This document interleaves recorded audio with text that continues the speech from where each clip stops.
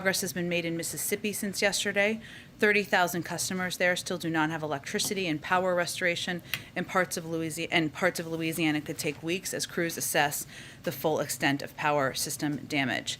To help accelerate these efforts, the President spoke with CEOs of the largest energy companies in the Gulf Coast yesterday and committed the full weight of the federal government to providing resources wherever they are needed. As part of that, the federal government is sharing aerial and satellite imagery to support damage assessments, helping with debris removal and traffic control so restoration workers and equipment can get access to downed wires and poles, and expediting permitting for rerunning of transmission cable across the Mississippi River and for standing up transmission towers. Federal personnel from DOE, the Army Corps of Engineers, and across government are on the ground assisting efforts, along with, as I've noted previously, 25,000 linemen. Lack of power and damage to the healthcare facilities in Louisiana remains a significant problem. We are prioritizing the deployment of generators to locations most in need, and about 1,800 patients as of today have been evacuated from healthcare facilities with the help of additional ambulances that were pre-staged by FEMA. Cell service also remains an issue, as it has been over the course of the last couple of days. And the FCC is working directly with wireless carriers and has deployed staff to Louisiana to prioritize recovery efforts. We know this has been incredibly difficult, continues to be for many people who had to evacuate because of the storm, and we continue to encourage individuals from impacted areas in Louisiana to apply for federal assistance. More than 31,000 households in Louisiana have already received a one-time $500 payment to support critical needs as a result of the major disaster declaration that the President approved. I'd also note, this just went out, but in case you haven't seen it, on Friday the President will travel to New Orleans, Louisiana to survey storm damage from Hurricane Ida and meet with state and local leaders from impacted communities. We're just finalizing the details of this trip, so as more become available, we'll share them with all of you. Also wanted to note that today, the White House and agencies across the federal government, including HUD, Treasury, and the Federal Housing Finance Authority, are announcing steps that will create, preserve, and sell approximately 100,000 additional affordable homes over the next 3 years, with an emphasis on lower and middle ends of the market.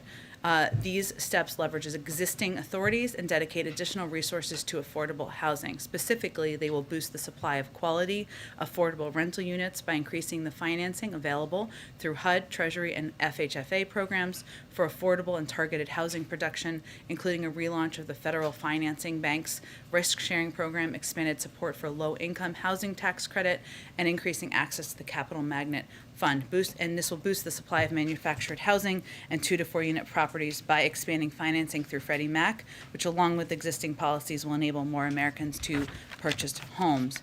Last item, sorry, there's a lot going on today. Today, the White House, Treasury, and Code for America, a civic technology nonprofit, announced the launch of a new mobile-friendly and bilingual child tax credit CTC sign-up tool that is mobile-friendly and available in Spanish to make it even easier for more Americans who do not regularly file taxes to claim their child tax credit. And as you know, this has been an ongoing effort of this White House and the administration to reach every single person we can who's eligible, even if they are non-filers. We will link this new tool through childtaxcredit.gov, while the Code for America tool is an important and necessary resource to help more families this tax season. Treasury remains committed to creating a permanent, fully resourced, multilingual, and mobile-friendly government sign-up tool. That is a process that is underway. That is all I have to highlight for you this morning or this afternoon. Go ahead, kick us off. Great, thanks, Jen. 2 subjects. First on COVID. In Louisiana, state data suggests that about 10% of hospitalized patients are vaccinated. Is it still accurate to call COVID a pandemic of the unvaccinated? And could that phrase that's been deployed frequently by the White House possibly be counterproductive at this stage to protecting some Americans? Well, I would say first, we continue to track data closely through the CDC and all of our health and medical experts who do show that across the country, the vast majority of those who are hospitalized, vast majority, are individuals who have not been vaccinated. That has not changed. And any health and medical expert, whether it's Dr. Fauci, Dr. Collins, Dr. Walensky, will tell you that vaccination is very effective in protecting from hospitalization and death and serious illness. That is our objective, is to save more lives. So that hasn't changed our messaging. Secondly, obviously in Texas with the law with regard to abortion, The president said in a statement he will protect and defend Roe versus Wade. How does the administration plan to do that? Well, we put out a statement from the president this morning, but let me just reiterate some of the key points, and I will, of course, answer your question. As the president said this morning, its extreme Texas law blatantly violates the constitutional right established under Roe v. Wade and upheld as precedent for nearly half a century. It will significantly impair women's access to the health care they need, particularly for communities of color and individuals with low incomes. It also deputizes private citizens to bring lawsuits against anyone who they believe has helped another person get an abortion, which might even include family members, healthcare workers, front desk staff at a healthcare clinic, or strangers with no connection to the individuals. This further isolates individuals who are facing this tough choice. And I would note, for those of you who didn't see, people who report these private citizens could get up to $10,000 for reporting somebody who's seeking an abortion. So our focus and the president's focus is to reiterate our deep commitment to the constitutional right, of course, established by Roe v. Wade nearly 5 decades ago, and to continue to call for the codification of Roe, something that the president talked about on the campaign trail, the vice president talked about on the campaign trail, and this highlights even further the need to move forward on that effort. Go ahead. Thanks, Jen. One on COVID and Afghanistan, the second one on Afghanistan, specifically the boosters. President Biden has pledged to follow the science in the fight against COVID, though some experts have expressed some concern. The decision to make boosters widely available this September is a bit premature, and that it was made before health experts were able to fully weigh it. So here's my question. What can you tell people who are concerned that the desire to get ahead of the virus has actually put us out in front of the science instead? Well, first of all, we always lead with science. And let me just reiterate some things for anyone who's expressing a concern. This was a decision made by and announced by the nation's leading public health officials, everyone from Dr. Rochelle Walensky, the head of the CDC, Dr. Janet Woodcock, acting FDA commissioner, Dr. Francis Collins, NIH director, and Dr. Fauci, director of the National Institute of Allergy and Infectious Diseases. They reviewed mountains and mountains of available data on vaccine effectiveness and made a clinical judgment that boosters would be needed and announced a plan to begin them in September, subject, of course, to the FDA and CDC processes to continue. We also know that there needs to be a plan in place to implement these booster shots around the country. But I will tell you that this was a recommendation made by our nation's leading health experts based on mounds and mounds of data. There will still be a final piece of this process that will be seen through, but our responsibility and our objective is to save more lives, protect more people, and as soon as this data, the science made clear that boosters would help do that, we wanted to put that information out to the public. The September 20th date, is that firm, that date to roll out boosters, is that a firm date? Well, it's based on and pending the final, subject to the final FDA and CDC processes, yes. Okay, and then one on Afghanistan. There's some reporting that we'd like to confirm regarding a call in July, between President Biden and former Afghanistan President Ghani. One, that both leaders appeared completely unaware that the Taliban would take over, and secondly, that they discussed plans to project that Afghan forces were still in control. Is that accurate? Can you tell us a little bit more about that call? Well, I'm not going to get into private diplomatic conversations or leaked transcripts of phone calls. But what I can reiterate for you is that we have stated many times that no one anticipated, the vast majority, I should say, there may have been individuals and agencies, so I don't want to eliminate that option, but our national security team and no one in Congress, or I would say most people out in the public, anticipated that the Taliban would be able to take over the country as quickly as they did, or that the Afghan National Security Forces would fold as quickly as they did. So even the content of the reporting is consistent with what we've said many times publicly. I'll also note something that the president said in his press conference around the same time of this reported phone call. The Afghan government and leadership has to come together. They clearly have the capacity to sustain the government in place. The question is, will they generate the kind of cohesion to do it? And what the president conveyed publicly, and certainly privately as well, repeatedly to Afghan leaders, as did our national security officials, is that it's important that the leaders in Afghanistan do exactly that, lead, and show the country that they are ready to continue to the fight against the Taliban, that they have the will for the Afghan National Security Forces to continue that fight even as our U.S. forces leave. Did the president at that point in time have some sort of a perception that even the former president of Afghanistan didn't have that confidence in the Afghan forces. Is that why maybe he was pushing Ghani to be more stern and to be more confident? The president has consistently conveyed, and I just noted an example publicly, that the Afghan leadership at the time needed to do exactly that, lead. They needed to come together in a cohesive manner. They needed to be united. They needed to show the country and the Afghan people they were going to fight and they were going to lead through this transition, even as U.S. forces left. That is entirely consistent with what he has said publicly throughout. Go ahead. Thank you, Jen. One on Afghanistan, one on COVID as well. A few colleagues of mine have determined that there's roughly 17,000 Afghan refugees in military installations in 5 states here as of Tuesday, while another 40,000 remain at bases overseas. Curious, how many of those Afghan evacuees have other countries committed to resettling, or what is the status of those ongoing conversations? And will the U.S. resettle, or otherwise, will the U.S. resettle all of those 40,000 here in the United States? Well, not to refute the reporting of your colleagues, but just to note, the Secretary of Defense just confirmed it's about 20,000 who have come into the United States at a briefing earlier this afternoon. There is capacity, and we're working towards capacity at our military bases for up to 50,000. And again, this is not a place where people would live. This is a place where people would go. They would receive medical care and assistance and get connected with refugee resettlement organizations that are play a vital role as refugees come to our country from wherever they come around the world. We are also working with third countries on what their capacities are. I can't give you an exact breakdown now.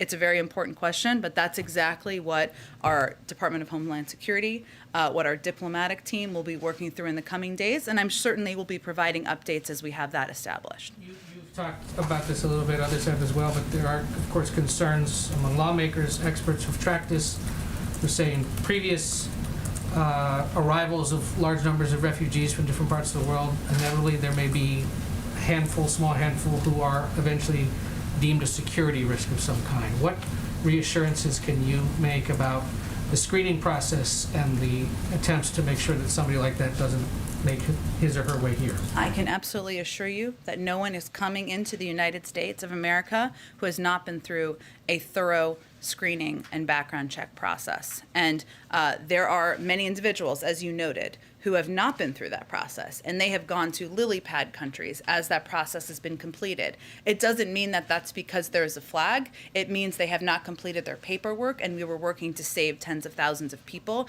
hence we evacuated them to these third countries. And then on COVID, is there any update on the U.S. decision to keep Europeans and Canadians from visiting the United States? There were a few public messages from ambassadors here in Washington, the EU ambassador, the Polish ambassador, among others, saying the time has come for vaccinated Europeans to be allowed entry into the United States. Our people deserve to be reunited with loved ones and to have the opportunity to visit this great nation. I know this is something a lot of people worry about. Just curious if there's a status report. Well, we certainly understand that and relate to that and know that people are eager to be reunited with loved ones, and that is something that's impacting many people around the world. I would note that we are right now working across federal agencies to develop a consistent and safe international travel policy. That has obviously been ongoing for some period of time. That includes travel from Europe and other countries around the world. And it is one that we want to be equitable. We want it to have standard requirements, so there's clarity, and so there's equity across how we approach it. This will involve, of course, efforts to step up protecting the American people. It may also involve ensuring that over time foreign nationals coming to the United States are fully vaccinated, with limited exceptions. No decisions have been made yet, but that is a process that's ongoing. We certainly understand the interest in it being resolved and completed. Go ahead. Thanks, Jen. It's been now a couple days since U.S. troops left Afghanistan. I understand you have continued to say the mission will continue to bring people home through diplomatic and other ways. Yesterday, you guys at the White House didn't have an answer on whether any Americans or refugees had made it out. Is there an answer today? Well, again, this is an operation that's being overseen by our State Department from a diplomatic front. They have a briefing today. If there are updates to provide, they will provide them. But what we are working through And what we knew would not necessarily be operational the day after our departure are a couple of steps. One is how we can get the airports operational again. We're working with the Qataris, the Turks, and others who are being partners in this effort. The civilian side of the airport had a lot of destruction to it, and we need to make repairs in partnership with them so we can get airports and airplanes, I should say, up and running. That will have a huge impact once that is up and operational. The other piece is overland efforts. Now, some of this is there are steps, as we have seen over the course of the last few weeks, where individual American citizens are able to depart without conveying that they have departed yet. So what we are doing is we are tracking and staying in contact with all of the American citizens we are aware of on what our plans are, what the progress is, and as we have updates on the timeline for when they can be able to depart. Is there a sort of a time frame where if there isn't an update from the State Department, there might be a course correction? I asked them today if they had any updated numbers, and nobody's gotten back to me. I understand the briefing's coming up. But is there a time frame where you guys will readjust? A course correction in what way? In terms of if we cannot say, for whatever reason, how many people have been able to leave since the U.S. forces withdrew, and we're not able to measure that, or we're not able to publicly release that, is there a plan to do something else so that that movement can happen? Well, today is September 1st. So we ended our presence in Afghanistan yesterday, or on the 31st in Afghanistan. What we said at the time, and remains the case, is that we are focused on operationally moving forward on a number of fronts. There's the diplomatic front. We have more than half of the countries in the world who have agreed that the expectation we are going to press upon the Taliban is that people will be able to freely move, depart the country. There was a UN Security Council resolution signed, or passed, I should say, just 2 days ago. And now we are operationally working on both airplanes, so that can depart, or getting the airport up and operational, and overland departures. At the same time, we are in touch with every American citizen we have contact with about our efforts and our commitment to get them out of the country. I'm not sure what a course correction would look like. That is what our efforts are at this point in time, 36 hours after or just about 2 days after our last planes depart. And we're hearing about some journalists who were left behind. Fox confirmed that a number of journalists working for U.S. Agency for Global Media, federally funded agency, Congress, including Radio Free Europe and Radio Liberty journalists, were left behind. And we're now also hearing from some senior State Department officials that there were constraints getting people through the gates at HKIA, that some of the communication methods to contact people were available to so many that they were instantly ubiquitous, that those priority groups could not get through.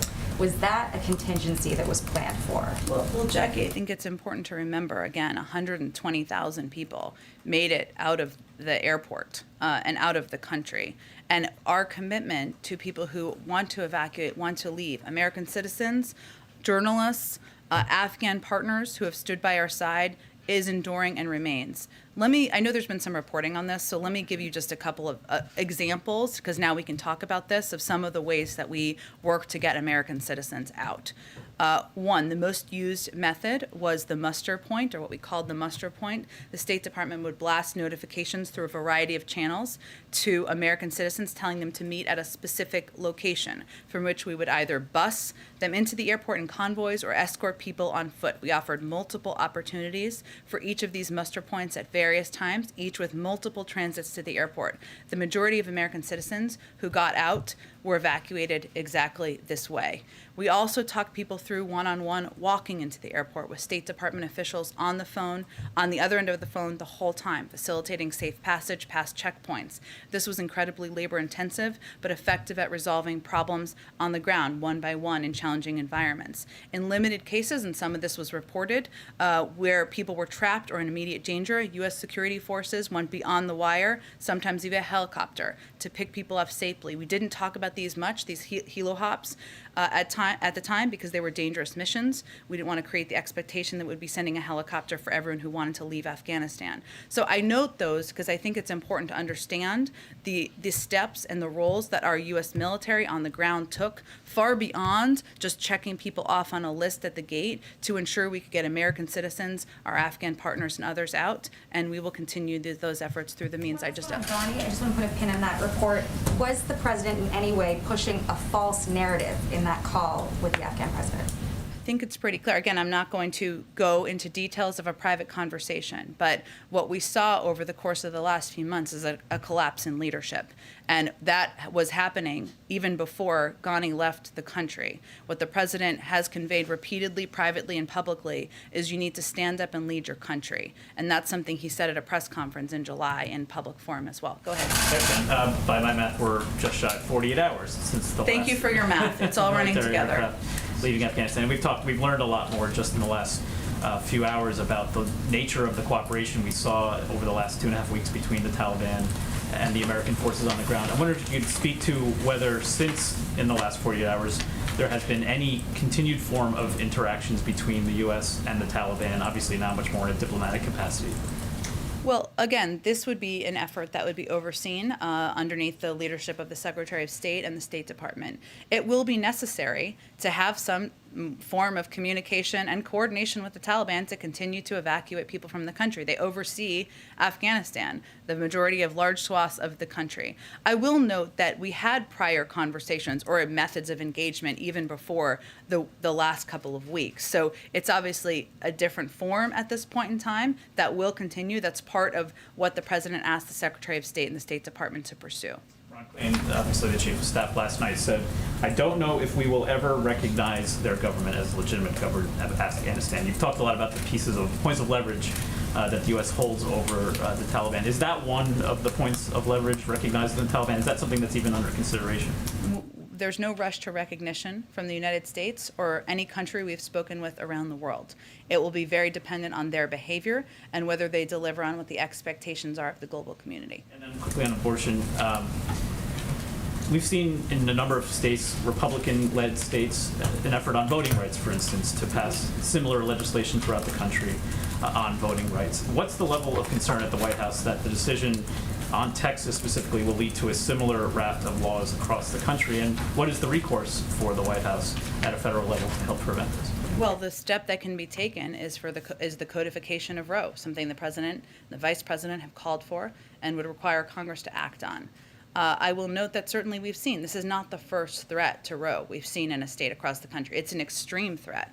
And again, I would just note, this is offering up to $10,000 to individuals who report someone who is going to get an abortion. I mean, that is what we're talking about here. So, and beyond that, as I've already outlined.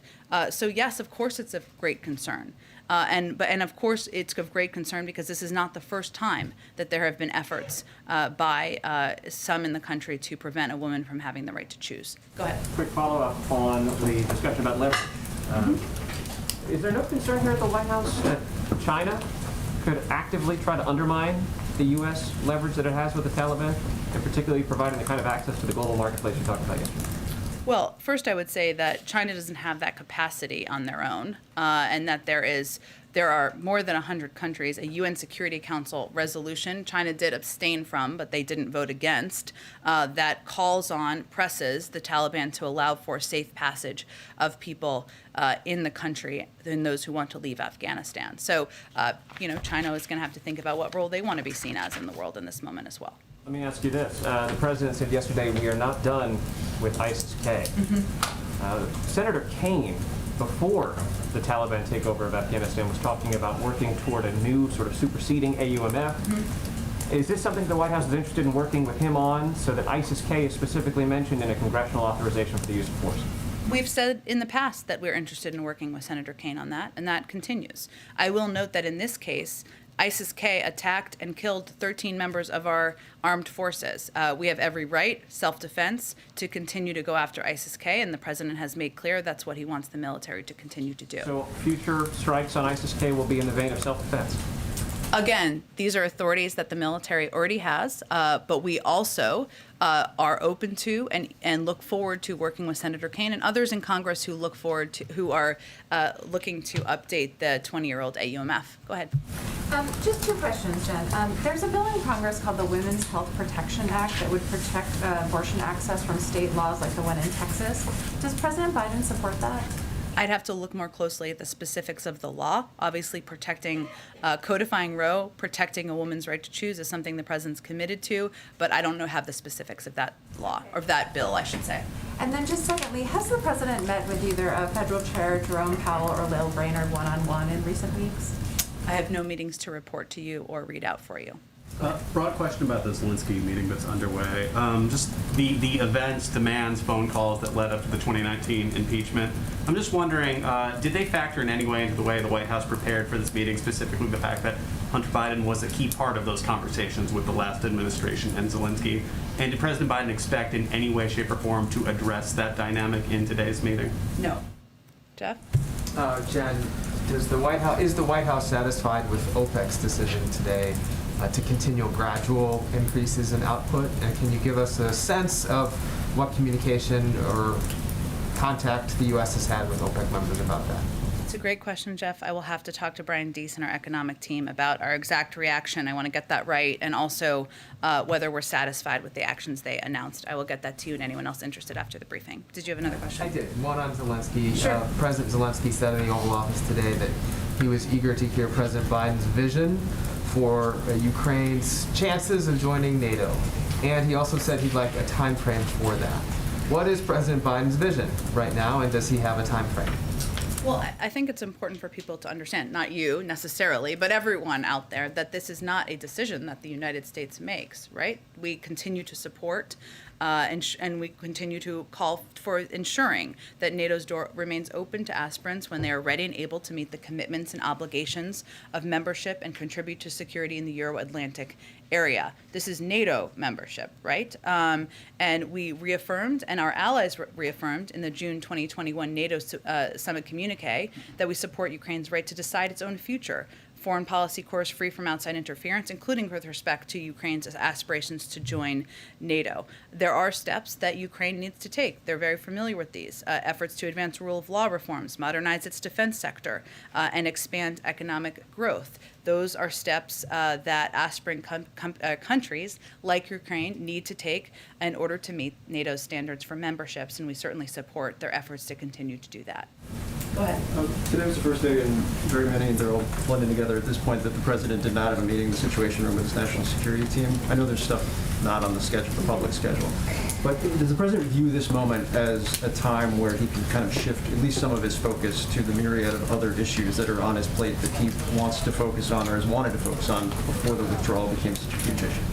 Well, he did receive a PDB this morning, as is, of course, standard for most presidents, and those will certainly continue.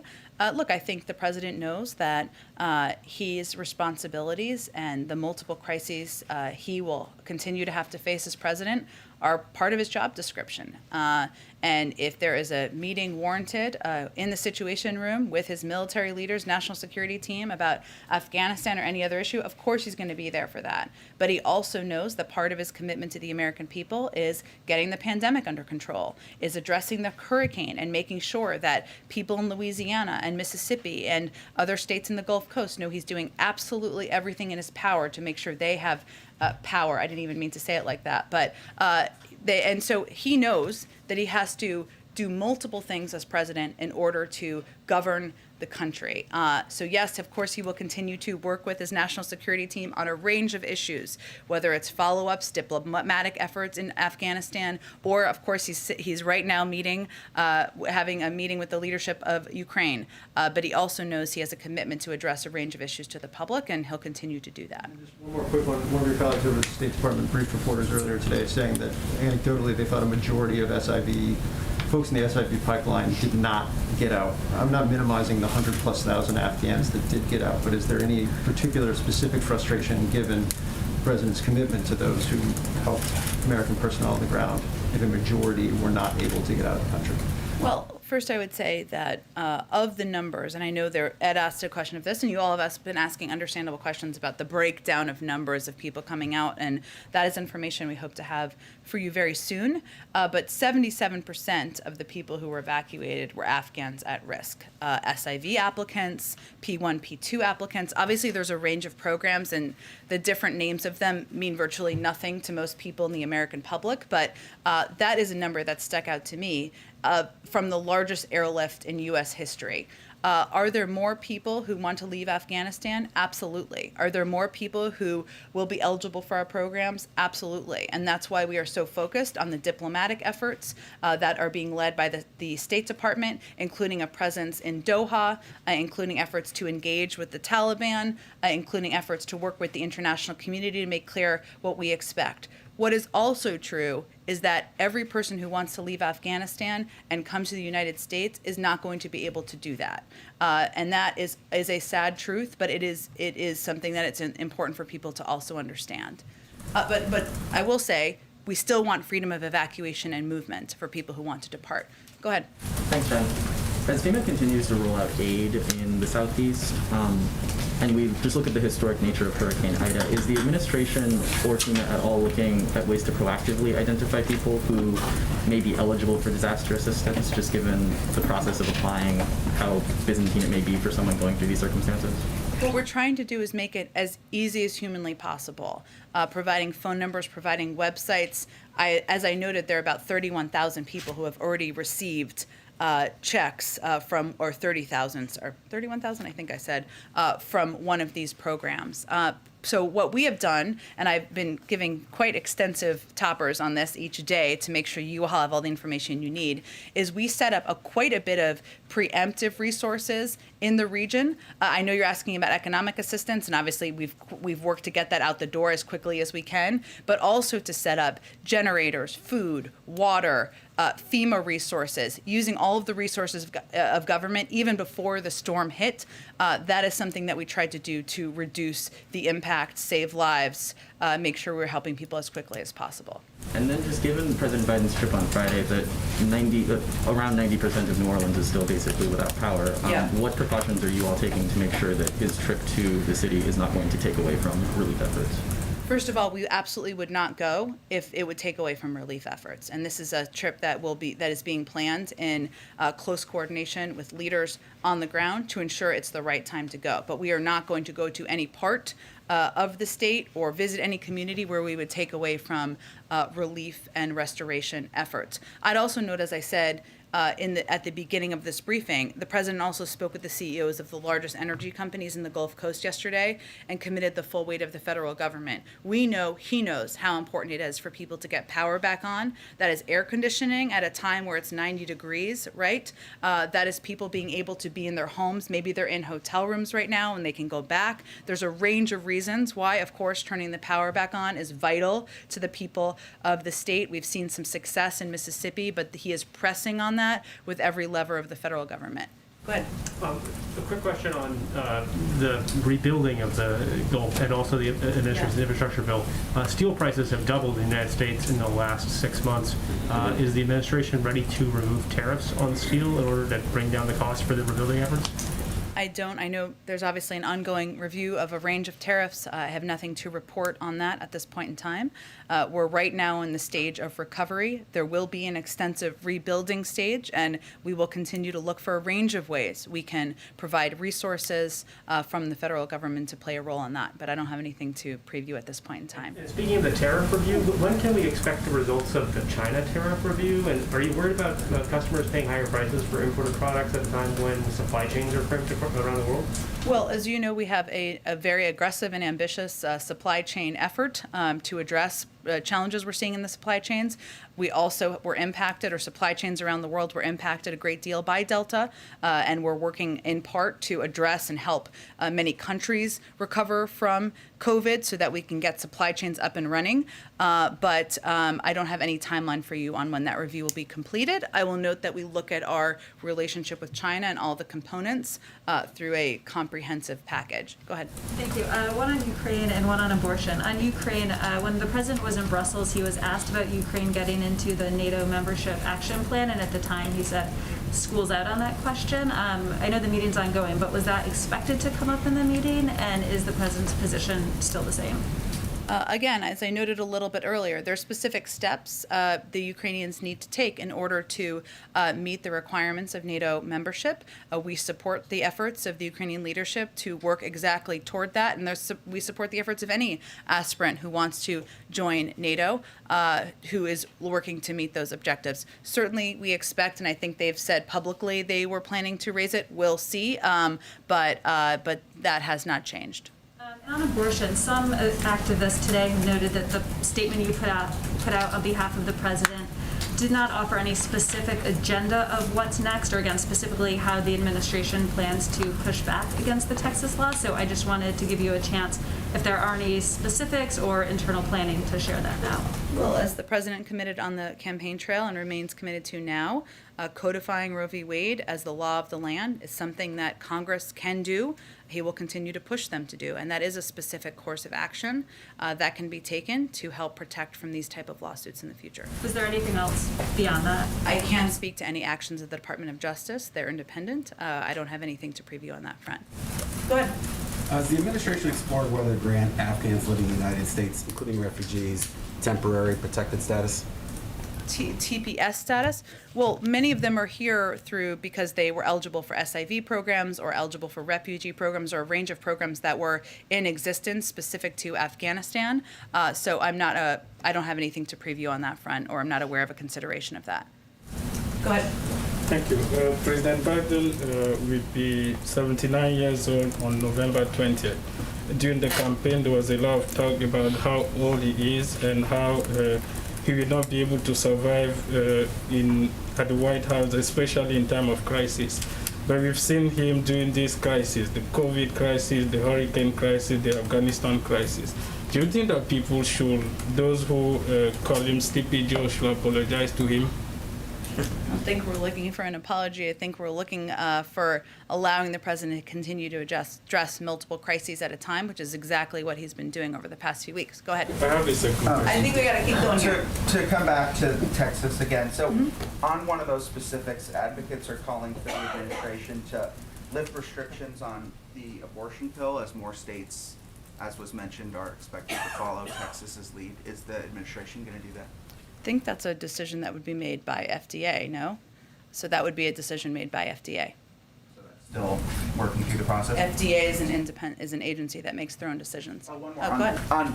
Also, this has prompted many Democrats to look back at whether the Supreme Court should be reshaped. Has the president's position changed on that, on expanding the court? As you know, there's an ongoing court reform committee that has been meeting. It's a diverse group. They're considering a range of issues and topics, including what the future of the court looks like. I think the president will wait for that process to complete before making any evaluations. Go ahead, Karen. And to follow on some of these, are there steps that the administration is taking right now to work with Congress to advance legislation? You know, you're saying the president will continue to call for the codification of Roe, but is there something that this White House is actually doing right now on the Hill?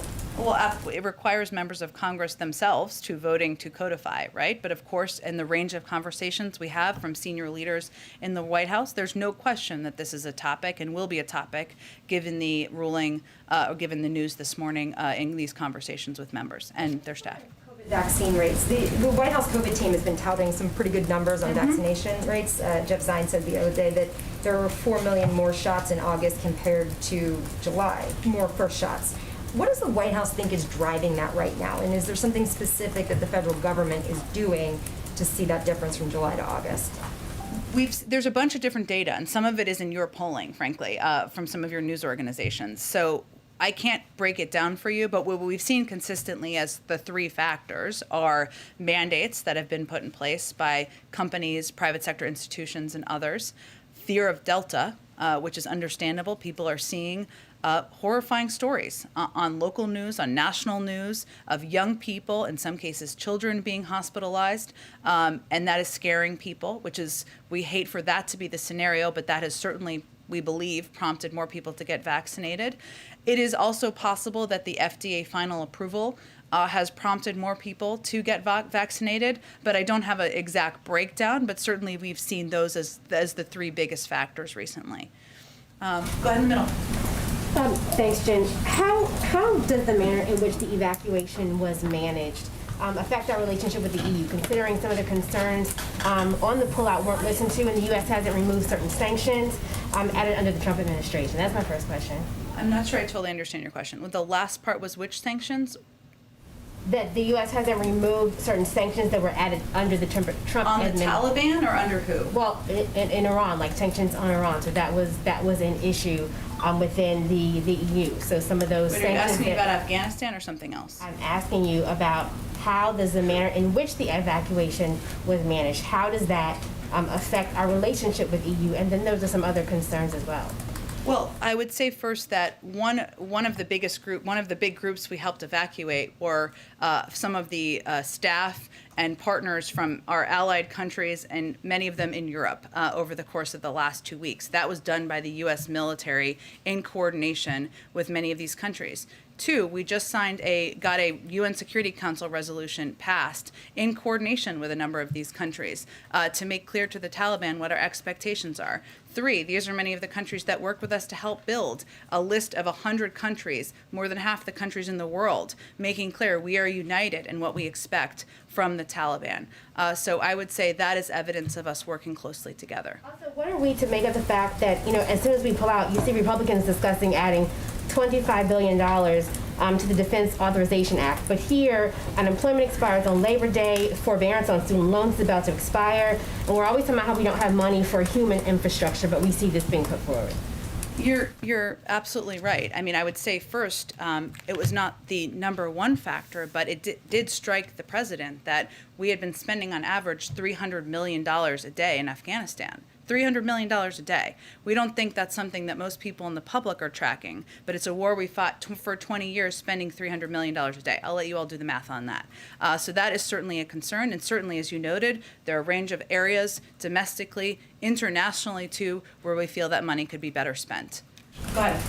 2 foreign questions for you. First of all, on these muster points that were used in Kabul to evacuate people, were those used only for American citizens and permanent residents, or were they available to SIVs and vulnerable Afghans? And also, did the Taliban give any assurances or assist in guaranteeing those people safe passage? And did they make any stipulations about who could be evacuated under that specific regime? Well, first, yes, we did use meeting at locations to get others evacuated as well. I'll let the State Department, Defense Department go into any further details should they choose to.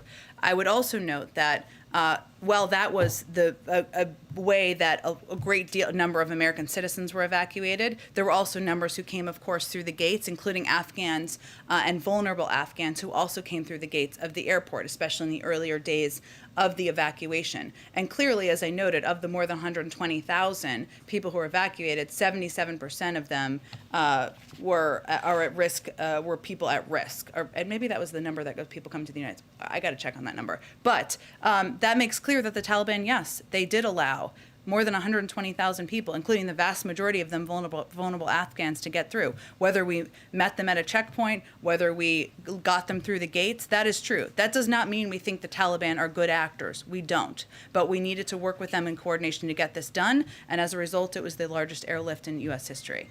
Russia and Saudi Arabia, just quickly on these reports that they've inked some military deals. Has the administration reached out to Saudi about what appears to be Riyadh's concern that they can no longer rely on Washington? We are in touch with a range of partners, including leaders in Saudi Arabia. I'd point you to the State Department for any updated conversations with them. Sure. Okay. Thank you, everyone. Have a good day. We'll see you tomorrow. What about Americans left behind in Afghanistan, Jen? The president said the buck stopped with him. Can you care to elaborate on that? What does the president plan to do to get Americans back home? He also said yesterday he's getting them home, and we're going to do exactly that. Thank you, Jen.